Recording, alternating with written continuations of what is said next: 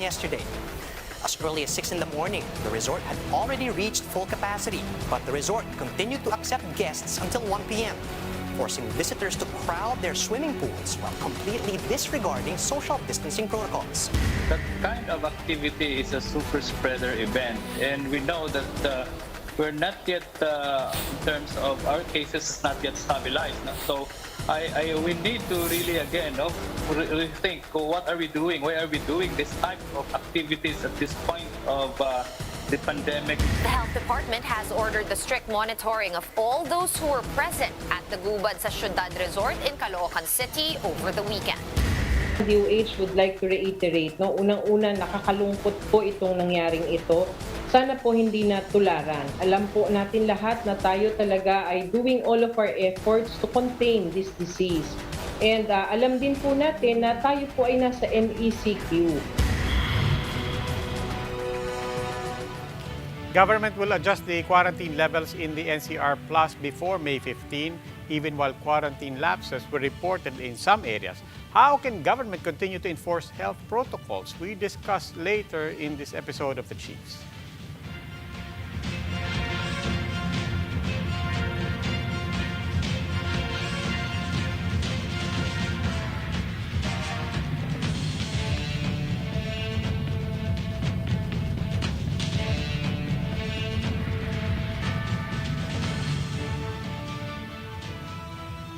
Welcome to this special edition of Chiefs. Ako po si Robbie Alampay, and with me online are Ami Pamintuan of the Philippine Star and Lucy Cruz Valdez of News 5. Chiefs, hello, Robbie. Happy Monday.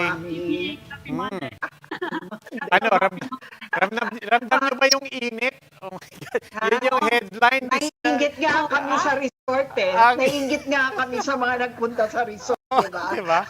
Oh, pero Mama. no, pero in fairness, di ba, it's hitting it with 51 in Mama. Dagupan. Yeah, in Dagupan. No, mid-40s dito sa NCR.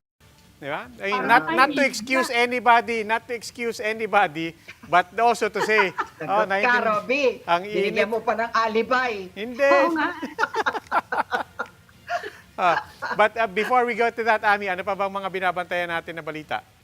Well, we might have another creature, no? Apart from flexi, MECQ, modified ECQ, baka magkaroon tayo ng restricted ECQ, GCQ. Yun daw ang pinag-uusapan ng mga metro mayors ngayon. Papayag na mag-shift to GCQ with restriction. So, what that creature might be, malalaman natin siguro later tonight. Sige, ipasok na natin yung guest natin para mapag-usapan natin lahat ng mga tao. With us tonight is Dr. Ana Ong Lim of the Health Professionals Against COVID-19. She's also a member of the DOH Technical Advisory Group. Good evening, Dr. Ana Ong Lim. Good evening, Good evening, Doctor. Ma'am, kayo, kamustahin namin. Kamusta kayo pagka nakikita niyo yung eksenang ganun sa Caloocan? Well, off-cam, we were talking about this. Sabi namin, sana pwede rin tayo, no? Kaso nakakalungkot. Siyempre naman, hindi pa kasi talaga dapat. But ito serious question. Do you anticipate, not just because of heat, but precisely because of human behavior in the middle of heat? Because hindi lang sa Caloocan, we're also seeing people in the beaches. We saw them in Baseco. I mean, do you anticipate that the heat and what it's driving people to do to escape the heat will inevitably lead to these kinds of events and a spike in numbers? Well, that will be quite difficult to avoid, no, Robbie. I think that's a good point to raise. I think ang nagbago talaga, syempre may summer din naman last year, di ba? Eh nasa quarantine din naman tayo last year, pero siguro yung takot nung tao dun sa unknown last year, iba na ngayon. Parang nakampante na tayo lahat eh, di ba? Parang nalampasan na natin yung 1 taon, dito pa naman tayo. So siguro mas may lakas ng loob ang mga tao. That's what I would say, no? In all aspects. Kaya nagta-translate nga sa behavior. Or baka naman nawawala na ng pasensya. I mean, are we coming to a point where we're diba? Wala na eh, parang nakakainis na talaga at masisiraan na ng bait yung iba, both literally and figuratively, no? Sa isang taon mahigit, ano ba, 1 year and 2 months na, di ba? In effect, na nakakulong. What? Well, all of these behavioral issues, no, are actually challenges for containment of infection. There's such a thing as a hierarchy of controls kasi it's an inverted triangle. And yung behavioral aspects nandun sa pinakababa kasi yun nga yung pinakamahirap i-control. Kaya dapat bago pa tayo nakarating dun sa iba-ibang aspeto yun, dapat dun sa kaya nating independent of behavior like environment, like engineering controls and so on. Kasi kung aasahan nga natin yung behavior, tulad ngayon, naubusan ng pasensya yung mga tao, nawalan na rin ng takot, kaya kaya nang gawin or gusto nang gawin or ginagawa na yung mga hindi dapat. So, Doctor, it's also partially a matter of enforcement, di ba? Kasi maliit lang naman na lugar yan, alam niyo ng barangay eh. Bakit nakikita mo yung ang dami-daming mga sasakyan doon, nagdadatingan, alam mo na ano tayo, MECQ, wala man lang nagpigil, di ba? Hindi ba? Eh, syempre, kung walang pipigil sa kanila, eh, tuloy-tuloy sila, pinapasok sila nung may-ari, wala namang dumating doon na local officials or barangay, di ba? May problema din tayo with enforcement, right? Yes, I would agree, no? But I think what we need to examine also is you enforce if you think it's important. So, was there also a lack of understanding about the significance of that event? Na pagka pinayagan nila yan, eventually, it will backfire on their community kasi hindi ko naman maisip na masyadong malayo yung pinanggalingan nitong mga dumayo dun sa sa resort, no? So, magantayin na lang sila na bukas, siguro in about 2 weeks time, dadami talaga ang kaso. Pero Doktora, I mean, you're talking dyan, about, Doc? Doktora, Yeah. you're talking about barangay officials, no? And community leaders, however you define that. Pero if you take that even further, ang isang medyo nakakadismaya rin na mapapakamot ka ng ulo is down to the level of the family. I was looking at kanina yung mga news report nga and the mother was saying, Mother's Day ngayon eh. Di ba? Parang, and kasama niya yung buong pamilya niya, kasama niya yung mga anak niya. You can imagine may mga lolo't lola doon, kasama yung mga apo. And saan tayo nag-ano na even to the level of the individual and to the family, there seems to be a very strong disconnect, if not a failure pa rin are we still at that level na we still haven't communicated that even to families? I should hope not, no? Kasi kung hindi pa rin, hindi ko na talaga alam kung ano pa dapat ang ginagawa natin. Kasi lahat na ng sectors nagtutulong-tulong. No? I'm sure media has exerted all efforts to inform people about how this disease is transmitted. I think, no, there have been instances where in some small group discussions we were talking about, maybe we should loop in the sociologists and anthropologists to give us a better idea about how to approach this because the medical aspect doesn't seem to be as effective now as it was before. Yung sinasabi mo na wala na talaga yung takot ng mga tao. And it was a very useful tool at the start kasi syempre mas nakikinig, no? Dahil yung threat ng sakit nandoon. Pero ngayon, kahit nandyan yung threat ng sakit, parang it's not enough na mapigilan ng mga tao. Ito na nga, Doc, di ba? So, nakikiusap ang DOH doon sa mga taong yun kung pwedeng mag-quarantine ng 14 days. I mean, good luck on that, right? Na talaga magka-quarantine. So, what do you foresee as the biggest logistical challenge in contact tracing all of these people, considering na wala namang listahan or master list na mga taong yan, no? Kahit man lang yung by families or groups. Where do you begin? That's a very difficult question. I would hope that at least they had a list of people na dumating. That would probably be the starting point. No? But I agree, it will be very difficult logistically no? to do this. But I think the only thing that can be done is really to try. Kahit paano, let's say, masakop natin. Sabihin mo 50%, 60%, 70%, may tulong pa rin. Pero yun nga, Super spreader talaga, no? Oo, but assuming na nawalang listahan. And I think people who see that picture will go to those conclusions na, gaya nga po na sabi niyo, if it wasn't important enough for the barangay to step in and say something suspicious is happening dyan sa park na yan, it's very likely also that the resort owners also were not responsible enough to even have that list. No? Kung wala, where do you start? Or do we just jump straight to, as Lucy said, pakikiusap? Kung nandun kayo, nakikiusap na lang kami sa inyo. Mahirap sagutin kasi lahat naman ng contact tracing efforts nagsisimula yan sa Listahan. listing oo, whether that's manual or app-based. So, kaya din pati, di ba, like pag pumupunta tayo sa mga business establishments, hindi pa rin nawawala yung listahan na yan. Kahit sinasabi natin, ano ba silbi nung parang nag-fill up ka ng form, nilalagay mo sa box, tambiolo, di ba? Pero kahit papano, may papalitan ka. So, I'm hoping na sana at least this establishment was able to comply with that requirement. It gives us a starting point. And if not, then talaga naman kailangan tignan yung practice nitong establishment. Bakit naman ganun? Hindi na pwede ang ganyang klaseng behavior, lalo na sa panahon ngayon na pwedeng kumalat ang sakit. Doctor, siguro we can start with the two na naaresto dahil yung 3B5 na cameraman nasuntok. Siguro yon pwede na yon ano? They can name some name their companions. Tapos pwede nang i-spread na lang dahan-dahan. May kilala pa ba kayong iba? Ganon-ganon siguro. Can you compel them to name the companions? Can we compel them to name the companions? Meron kasi nag-aalala sila kasi sila papailan sila ng kaso Yung may-ari ng resort, baka daw file ng criminal charges. Baka mag-alala sila na, naku, baka masabit sa mga kamag-anak ko. Can they be compelled to name their companions? May quarantine law kasi tayo, na I know requires people to disclose information like that.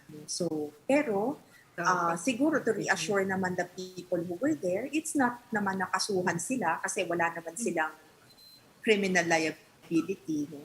It's really more to be able to assist our public health authorities na masubaybayan sila para kung kailangan, mabigyan din sila ng tulong. Okay. Now, Sana habang nandun yung mga pulis, no? Sana ang ginawa nila nung mga pulis, lilista. diba? Sana nilista nila kung sinong naabutan nila ron. That would have been helpful. Oo, hindi naman aarestuin, kukunin yung pangalan para lang diba, para ma-contact trace man lang sila.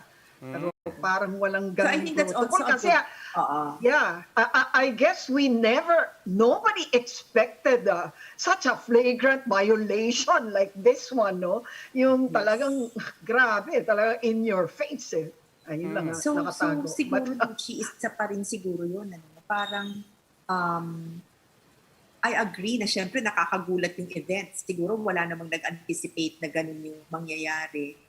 Pero again, kung naiintindihan natin yung mga proseso na dapat sundin, nandun din dapat yung awareness, top of mind. Sandali, ang next step ko dito, mag-contact trace ako. Paano ko yan magagawa? Kailangan may listahan ako.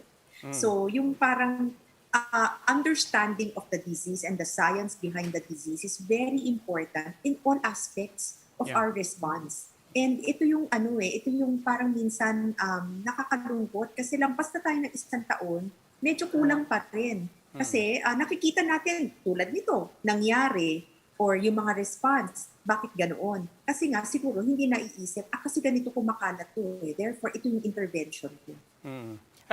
To that point nga, Doc, kanina I was reflecting on it na on the one hand, hirap talaga yung mga tao. Again, not to excuse anyone, but it's hitting 40s, 50s yung temperature. And then I imagine, in fairness, probably outside of these resorts, you have private residences with swimming pools.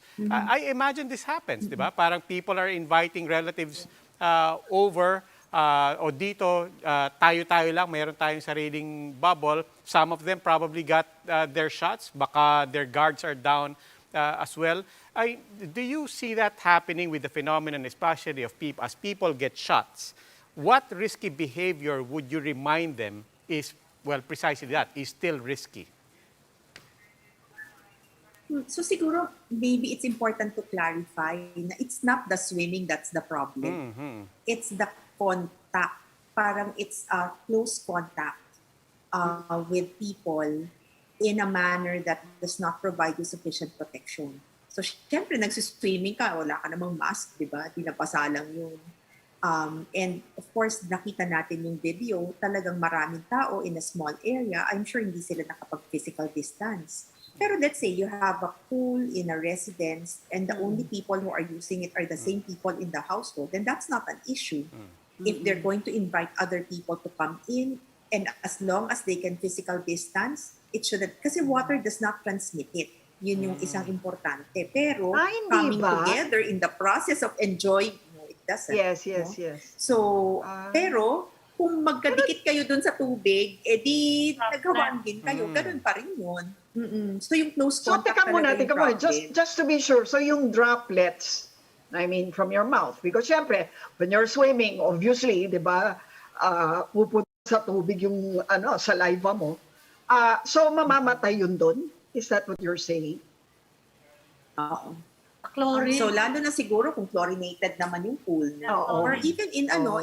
in parang natural settings like sa ocean, ganun. Hindi naman mabubuhay yun doon. Pero the fact na magkadikit kayo in Yes. an unprotected manner is the one that will cause the transmission. Right. Actually, merong CDC guidelines for that. Pwedeng mag-swim pero dapat naka-distance. Pero ang hirap naman yun, di ba? Linawin lang po natin yan, ha? Sinasabi ni Dr. Ong, mahirap. Yeah, wag niyong kukunin lang yung sinabi na safe swimming. Hindi pa rin. It's still better to assume that. But of course, malaking usapin po to because we're heading into, it's almost May 15. We're expecting new guidelines and new levels of restrictions. Are we ready? Pag nakakakita ka kasi ng events na ganito, di ba, parang ang daling sabihin, ako, hindi pa tayo pwede kasi hindi hindi sumusunod ang mga tao eh. So, I think dapat ulitin na naman, no, sa public na kung gusto nating bumalik dun sa ating dating freedoms of movement, we all have to cooperate with each other kasi lalong pasaway, lalong tumatagal yung problema. And mabuti na nga lang na bumaba yung mga kaso, pero alam naman natin, konting loosening lang ng restrictions, hindi malayong umakyat na naman yan ulit. So, kaya nga ingat na ingat tayo ngayon sa pag-o-open. Hindi yung basta-basta na lang na, sige, next phase na tayo. No? Maraming modifications ngayon kasi nga, we're trying to see kung alin yung pwedeng payagan, alin yung pwede pang i-restrict to make sure that we don't go back into a surge after successfully containing it. What about the order of the president to arrest those who are not wearing the masks properly? How far do you think will it go in making people fearful about wearing masks or wearing masks correctly? Does that help? Well, sana. Alam niyo, well, ganito siguro, no? Different things work for different people. Eh. Siguro yung iba, kung ang kailangan nila ay pagpapaliwanag, di nagpapaliwanag tayo. Yung iba naman na nakakaintindi na, and yet hindi pa rin sumusunod. Baka naman kailangan ganun ang approach sa kanila. O yung iba naman, hindi makasunod for whatever reason, then we have to explore why. Nahihirapang huminga, baka may allergy dun sa masks. I don't know. So, it's always best to have a directed response. What do you say to those who say nga na, teka, hindi ako makahinga eh. Ang dami niyan ha. Nung nag-interview kami ng mga taong, ba't di ka nagmamask? Or bakit binababa mo? Tapos hindi nag-shield kasi nga raw, hindi ako makahinga eh. Hirap na nga ako huminga. May asthma ako, tapos mag-shield pa. What do you say to that, Doc? So, yun nga, mga instances like that, we try to solve the problem kasi there's no point in insisting that they comply if they're not able to.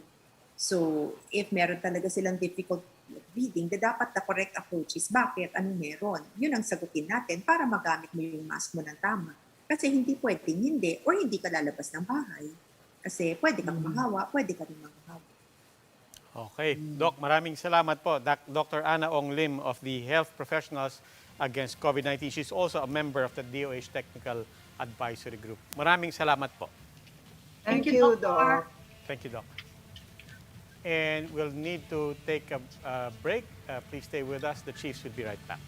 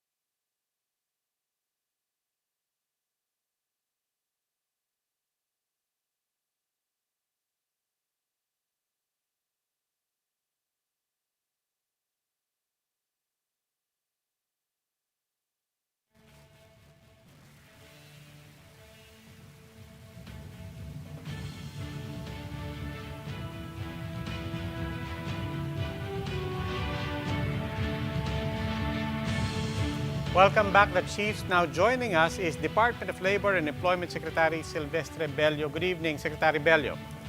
Good evening, sir. Good evening, Ame. Good evening, Jonalyn. And Ay, hindi po, Luchi Si Luchi po. Cruz Valdez po. si Luchi. Luchi ako, si Robbie po yung isa. Yan. Ibang book mo yan eh. Ako po yata yung napagkamalan yung si Jonalyn. Si Robbie Alampay po. Si Luchi Cruz po at saka si Ami Pamintuan. Ari. Robbie Yes. po. Robbie. Okay. Apa. At si Ami at saka si Luchi. Si Ami, of course, yeah, Ami. Apa. He's 1986. Apa. Anyway, sir, gusto po namin kamustahin. Recently, yung A4, Economic Frontliners, sabi, ito, kasama na rin to sa vaccination efforts natin. Kasama po dyan ang OFWs, hindi po ba? Gusto po sana namin kamustahin. Kamusta po ang vaccination when it comes to OFWs? Are there any particular concerns that are particular to our OFWs? Actually, Robbie, if you remember, last May 1, we had the inoculation of our OFWs, Apo, yung 5,000. including our local workers. Apo. Oo. Ngayon, out of the 5,000 vaccines that we prepared for them, ang dumating lang ay mga around 4,000, pero kinulang, kinapos sa panahon. So, on May 1, we were able to vaccinate only about 2,600 plus. But then, the following Monday, after yung May 1, si Makati had their own vaccination, and also the city of Pasig. Pasig also. So, no, as of today, yung 5,000 vaccines naubos na rin. So, Pero sa Secretary, sa labas ng bansa, marami na tayong OFW na na-vaccinate, di ba? By the host countries. That May is record true. ba kayo kung mga ilang percentage, kahit rough estimate lang kung ilan na sa kanila? As per information ng aming mga labor attachés, almost all of our OFWs who are still there were vaccinated. Except those na end of contract. So, they're not working anymore. So, hindi sila sinagot ng kanilang mga employers.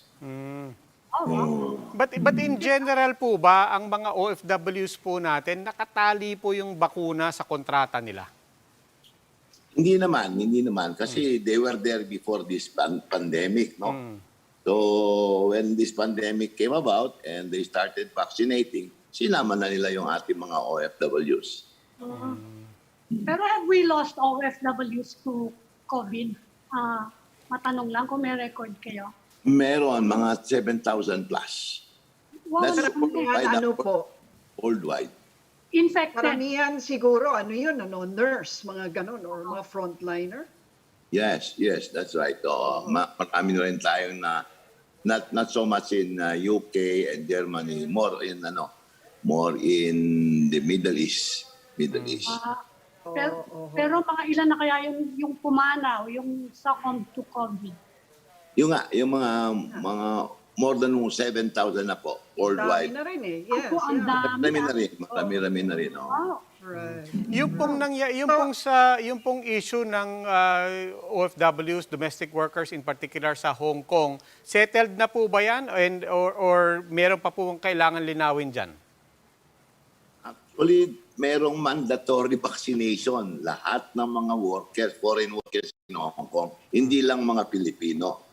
Hindi lang bilang Pilipino. So lahat ng mga foreign workers in Hong Kong are required to undergo mandatory vaccination. Pero what's good about that is that at no expense. Sila magbabayad. Opo. Pero yung mga nandito na mga nag-a-apply, halimbawa pa, na mag-domestic helper, kailangan magpabakuna sila kung tutuloy sila. Ganun po ba yun? Lucy, Or hindi naman. hindi na sila i-hire at all? Hindi naman. There is no requirement. There is no condition that they should be vaccinated when we deploy them. But Okay. the protocol that they observe there is that when they arrive there, they're immediately swab. I see. Yeah, tested lang. Then quarantine. May kanya-kanyang period of quarantine. Doon iba may 3 days, iba 6 days. Pero at most ang 6 days. Pero Pero kayo po, po ang paninindigan nyo dun sa issue ng mandatory vaccination? Kasi may bill na po sa Congress na isinusulong yan. Do you think that it's something we should enforce? My position there is that for health reason and for the security of our workers, mas mabuti na mandatory as long as it is free. Yeah. Eh, Okay, kasi so magandang kondisyon yun at least. No? Kasi Lucy, alam mo, one of the considerations we have to take is yung in the workplaces, kung hindi mo ma-ensure yung safety ng mga workers natin, delikado. No matter what kind of strict health protocols, hindi mo talaga ma-avoid yung contamination or transmission. So, the best way of keeping our workers free is put them under vaccination. Maganda sana. If we have the vaccine. Right. Yeah. Mas malaking problema yung supply actually. Yeah. Secretary, ngayong kumakalat yung mga variants, yung ibang bansa nagla-lockdown na naman. I'm not talking only of India, no? Mga naghihigpit na naman eh. Dumadami ba yung mga OFWs namin who are requesting repatriation dahil sa nangyayari kanon? Wala naman. In fairness, wala naman. Ang nagkaroon lang ng ngayon is, for example, in Hong Kong, meron silang two-week lockdown. In other words, they don't receive our workers there. 2 weeks lang naman. Then, Okay. Just recently, may incident sa Singapore na they prohibit the entry of our household service workers. Pero on the other hand, while they prohibit the coming in, the deployment of our household service workers in Singapore, they are attracting our construction workers. You know why? Kasi, Bakit po? you know why? Because they ban yung workers from India, from Bangladesh, from Nepal. Kasi ito yung mga sources kanilang mga construction workers. So without them, they need our workers now. Okay. So parang but bumawi. given that, sir, I mean, maybe you can give us a briefing on ano ba yung nakikita nyo sa overseas job market. And let's start with, ilang OFWs ba ang umuwi or napilitang umuwi during COVID, nawala ng trabaho during COVID, and in the coming months or if not the coming years, how do you see the overseas job market moving on? We have a very, very bright job prospect, especially in Europe and even in as far as America and Canada. In fact, we are within this month of May, we are going to sign a bilateral labor agreement with Canada for the province of Yukon. They want skilled workers there. Then I am talking with Russia and China for a possible bilateral labor agreement. Kaya lumalaki yung demand for our overseas workers. And I have to tell you na sa lahat ng mga overseas workers, the most preferred overseas workers are our countrymen. Nabanggit niyo po yung mga geographic destinations. Pero kanina nabanggit niyo rin sa Singapore, I think you said, construction workers. What other particular sectors do you anticipate ang bubukas for these opportunities? Ang number one demand is our medical and healthcare workers. In fact, Germany just wrote us and asking us for 15,000 nurses. Can you imagine that? 15,000 nurses. And also, about a month ago, I got a personal visit from the British ambassador and requested me if I could make representation with the president and the IATF that they be exempted from the deployment cap. Remember, deployment limitation of a maximum of 5,000 per year. Right. So may balak ba tayo? May balak ba tayong luwagan yung deployment cap? Considering na nangangailangan din tayo ngayon. Yes. As far as the United Kingdom po, pinagbigyan po natin yung kahilingan nila na ma-exempt sila. Oo. So mga ilan yon? Mga ilan kaya yon? Well, they're getting at least 3,000, 2 to 3,000 a month. Malaki ang demand doon, especially now dahil napakataas ang COVID incident doon. But ever since naman that's how in demand our nurses and healthcare workers are in Europe. Not to mention yung ating mga caregivers in Japan and of course in Israel. Pero paano nyo binabalanse yung pangangailangan ng trabaho ng mga nurse sa abroad, yun ang preference nila, at saka yung pangangailangan natin dito na nakita naman natin kung gaano talaga kalaki, katindi ng shortage, lalo na ng nurses at saka ng medical staff. No? Paano nyo binabalanse yan ngayon? Alam mo, Lucy, you have a same state of mind with our president. Nagkaroon tayo ng deployment cap. You know why? The president said, I don't want to see a situation na we will run out of our own medical workers. Kasi sabi niya, nandiyan pa yung COVID na yan. Mamaya, padala tayo ng padala tapos tayo nang nawalan. So nagkaroon tayo nga ng deployment cap because of that. The president wants to be sure na in the event na hopefully hindi naman mangyayari, magkaroon talaga ng rapid transmission nitong COVID, at least meron tayong mga nurses na na maasahan natin that will provide our health services to our own countrymen. So you're saying that the cap will stay? Yes, will stay except only for United Kingdom. Yung sa Germany, pumayag kayo? Yung Hindi po. 15,000 na yun. Because they did not ask for exemption. They asked for 15,000. Okay. Maliban naman po sa nurses and medical frontliners, ano pa pong nakikita nyo sa ibang mga sectors? Sa construction, halimbawa, yung mga contract workers natin. Very high ang demand ng mga skilled workers natin. I was talking about Yukon a while ago, about Canada. They need a lot of skilled workers, even teachers and itong mga equipment operators. Even our chefs are in demand in Canada. And you know, Ami, what is good in Canada, in Yukon, is that they have what we call the family protection program, which means that if we send an overseas worker to Canada, they can bring with them the members of their family. Kasama asawa, kasama anak. Oo. Ganun ang ano. Kasi underpopulated yan eh.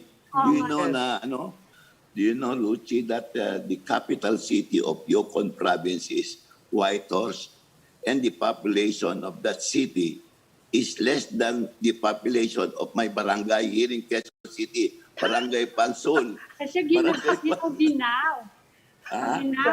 Sobrang ginaw kasi sa Yukon di ba? Pero ang ganda when I was there. Tsaka ano yan, di ba, sir? Parang mga oil ang major industry dyan, di ba? Yeah. Oil, tsaka mining, I think. Yeah, mining. Speaking, Also marine, doon. Pero Secretary, nabanggit niyo yung teachers kasi nakausap namin dito yung teachers Sinabi nila, nagkakaproblema sila ngayon at natatakot sila na baka nga mag-alisan yung mga teacher ngayon sa hirap ng nangyayaring trabaho nila ngayon. Are you seeing more teachers expressing interest na umalis nga sa Pilipinas for whatever jobs are available overseas? Ang attractive place for our teachers are in the States, in Australia. We have also a lot of teachers in Bangkok. That's why as soon as we get the consent of the Department of Foreign Affairs, we will put up also our own polo office there. Kasi ang dami na teachers doon. Secretary, iniisa-isa lang natin para natin. But Middle East, parang di pa po natin nababanggit. What's happening in the Middle East? What do you anticipate there? Okay naman, because you remember, I don't know if you heard about it, the President appealed to the Middle East countries na they should stop practicing yung tinatawag na kafala system.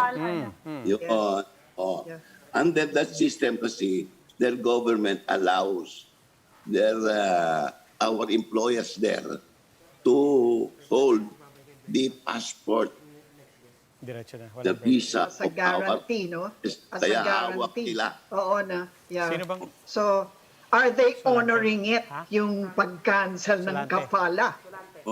Yun.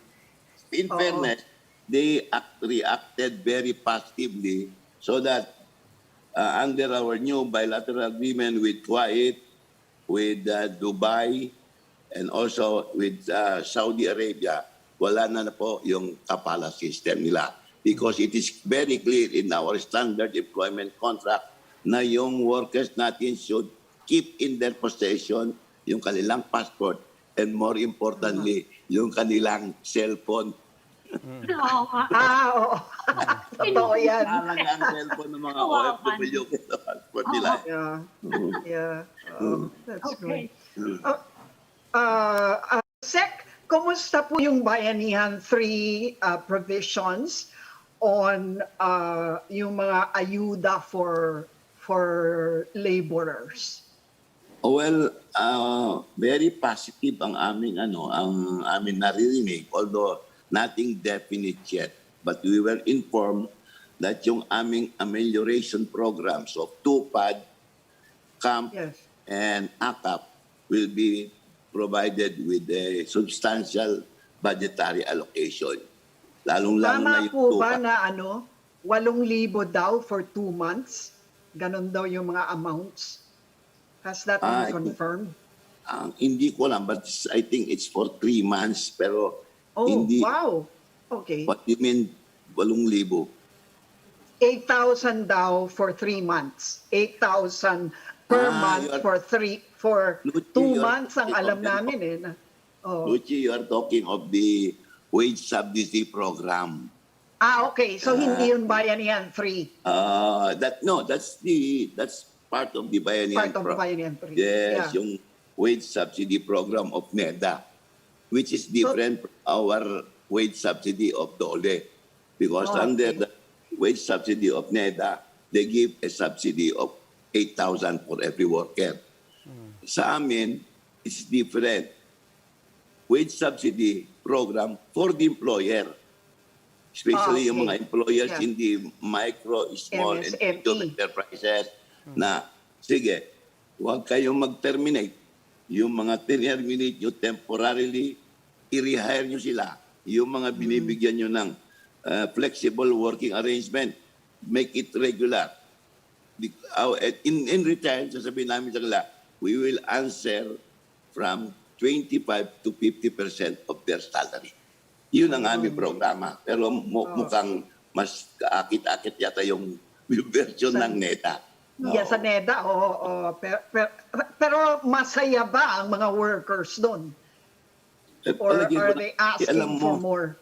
Alam mo, Luchi, under this situation, itong pandemic na ito, napapansin ko na to the workers, what is more important to them is their employment status. Hindi na baling mabawasan ng sweldo mo, basta nandyan yung trabaho mo. And what is amazing, and I don't know if I am too optimistic, this is the first time that I saw a very friendly relation between our workers and our employers. Amazing ang Bakit po kaya? Probably because they understood the fact that they are partners in the business. You cannot have a business without an employer, neither can you have a business without an employee. So they realize ngayon, under this condition na, dapat pala magkasama tayo para buhay itong negosyo natin. It took a pandemic for them to realize it. Parang gano'n. Mukhang gano'n nga, Luchi. And it's very gratifying to see na tignan mo sila, like for example, si ECOP, yung presidente nila, si Sherry Ortiz. How he relates with the workers now is very, inspiring, nakakagulat. Even the workers, their demands are no longer as anong tawag doon, combative. Gaganda na ngayon. Nakikita kasi lahat na naghihirap. Yeah. Pareho naghihirap. Anyway, Secretary Bello, maraming salamat po. We really appreciate your time with us. Salamat din po. Labor Secretary Thank Silvestre you, Bello III. Secretary. Thank you. Keep Thank you safe, po. keep safe. Kayo rin po. Luchi, Stay safe. you Sige look pa. good, Ami. After how many years tayo? 1987 pa tayo. Gagraduate ko lang. Wow. Ang edad mo, bistado ka na. Okay, see you. Good Okay. night. Thank you po. Salamat po ulit. Okay. Labor Secretary Silvestre Bello III. Now, joining us Thank in you, the sir. final stage of our conversation is Dr. Ronjin Solante, Head of the Adult Infectious Diseases at the San Lazaro Hospital. He is also a member of the DOH Vaccine Expert Panel. Good evening, Dr. Solante. Hi, Welcome back, Doc. Good evening to Evening, everyone. Doctor, again.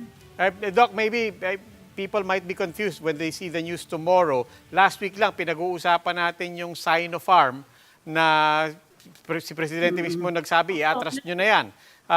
Pagkatapos ngayon, we understand, WHO has certified Sinopharm for emergency use authorization, and therefore now the DOH itself is initiating the application for an EUA. Tama po ba yung recap ko? Is that the status for Sinopharm at this point? Yeah, I think so. No, since it has received EUL listing from WHO, and as of now, there are no documents submitted by the Sinopharm itself. No, so I think our government, the Department of Health, is trying to make it like the usual process and somehow initiating the application for the EUA approval. Ay, linawin lang po natin yan because as you said, this is the usual process. But a lot of people will immediately ask, bakit DOH ang mag-a-apply kung Sinopharm mismo and the distributors themselves are not applying for the EUA? Yeah, there are two approach here. No, one is that they can get the documents from the WHO and probably try to look at the make it available for the evaluators and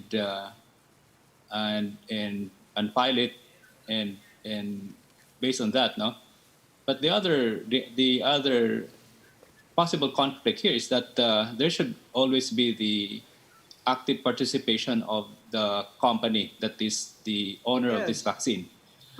For one, there may be questions pertaining to the data that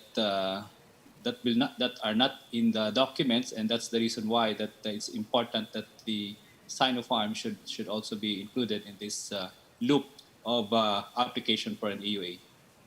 Kaya nga, Doc, paano yun pagka final ng government and Sinopharm does not back it up? I mean, ipe-pursue pa ba yun actively by the government? Can they even actively pursue it without the cooperation of Sinopharm if Sinopharm is not itself applying? If you look at the normal process of an EUA approval, that the initiation should come from the pharmaceutical industry that is the sponsor of that particular vaccine. And that's basically the requirement. Doc, ilihis ko lang ng konti because you just came from a meeting about the Moderna vaccine. Ano po yung pinag-usapan ninyo doon? Are we ramping up our orders or ano po yung kinalabasan ng meeting ninyo? It's just more of an update on the rollout of the Moderna and possibility also of further strengthening their vaccines, no? Especially not only for adults but also for children. Okay, so it's more of an update and looking forward into how they can strengthen their vaccine, and also how they can strengthen their vaccine with the current circulating variants of concern. So these are things that are common among the vaccine companies now, looking at how to improve the performance of their vaccine efficacy in terms of, especially against these variants of concern. Parating po ngayong gabi yung Pfizer eh. Makakaya po ba ng Pfizer and Moderna yung mga variants?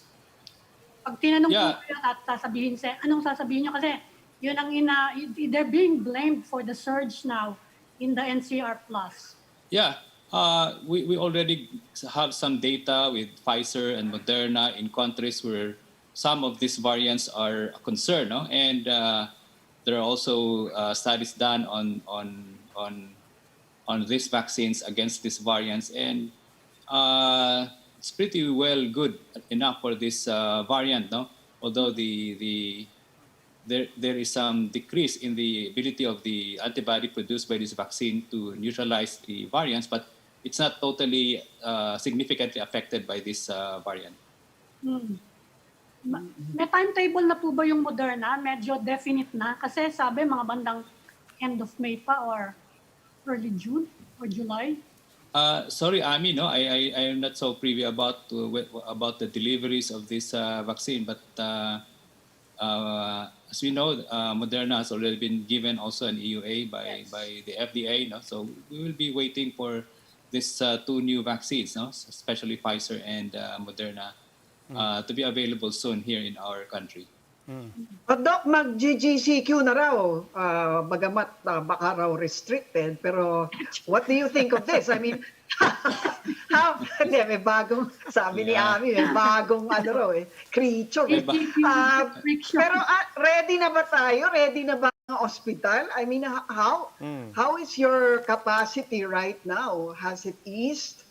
Yeah, Lucy, no, malaking improvement the past weeks, no. So talagang medyo nabawasan talaga yung mga kaso natin, and malaking ano yon, pahinga sa atin ang mga healthcare workers, no? In terms of relaxation or the downgrading of the quarantine, I think we're ready for that. Medyo mataas na yung ano natin, mga vacancy, particularly for the critical, severe critical. So we'll see. Hindi ba kayo naaalarma dun sa, I mean, yung mga nakapasok na positive from India? How do you think that will pan out? Although wala pa yung results ng genome testing on that. But is Of that course, that's a something? concern. Yeah. That's a concern because I remember when we had the B117 and the B351, and that's a concern. And now with this Indian variant, which is becoming to be a possible variant of concern, although in some countries like UK, they already consider this B1617, the sublineage 2, as a variant of concern because of the potential to affect the higher transmissibility and evade immune antibody. Eh, yung mga behavior of concern, kumbaga hindi lang dun sa vaccine. Kanina yung pinag-uusapan nga namin ni Dr. Ana Ong Lim. Eh, you know, when you see yung nagsuswimming sa Caloocan at yung nag-swimming sa Baseco, and ayun nga, tanggalin na natin yung swimming. When you anticipate that people will say, oh, okay, nag-reopen ulit. We're back to some form of GCQ. And you see people letting their guards down again.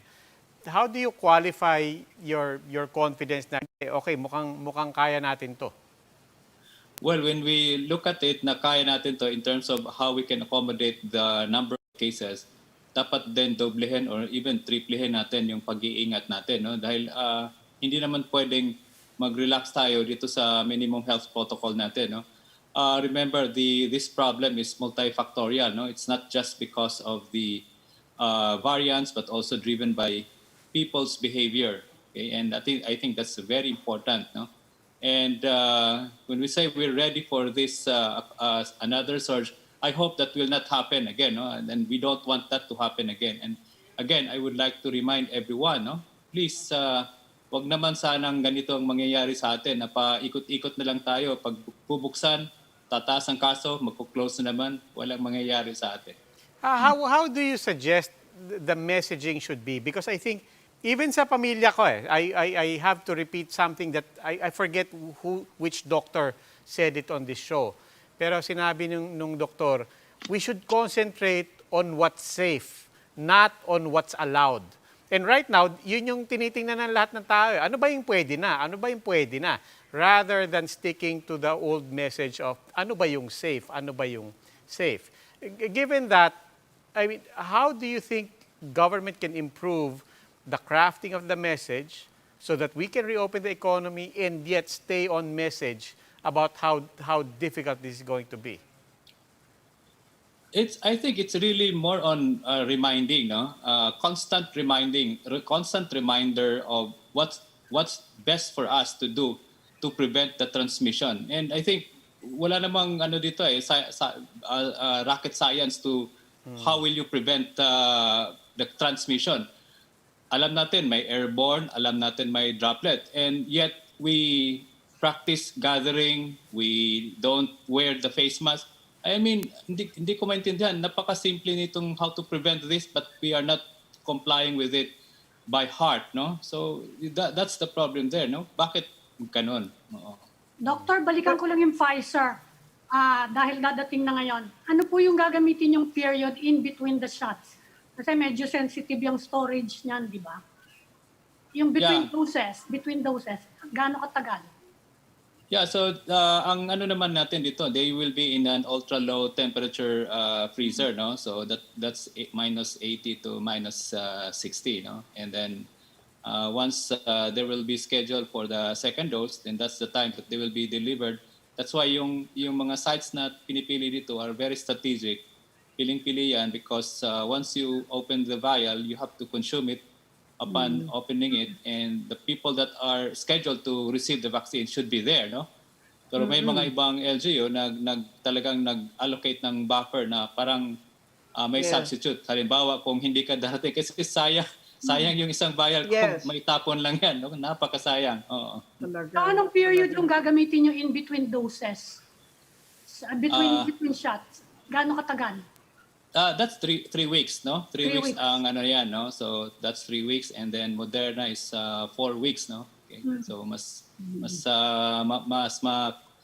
mabilis to, 3 weeks. Just like I think Sputnik. Sputnik also is 3 weeks. Okay. Okay. Maraming salamat po ulit, Dr. Sulante. Huwag po kayo magsasawa. Thank you, everyone, and Doctor, stay safe. thank you. Okay. Thanks, Doc. Rin Okay. po. That was Dr. Ronji Sulante, head of the Adult Infectious Disease Unit at the San Lazaro Hospital. He is also a member of the DOH Vaccine Expert Panel. And that's all for this special edition of The Chiefs. We hope what was discussed here will keep the conversation going. Before we go, a reminder to our viewers, mask on, wash hands, and stay safe, Philippines. I'm Robbie Alampay. I'm Ami Paminton of the Philippine Star. And I'm Luchi Cruz Valdez of News 5, and we are One News.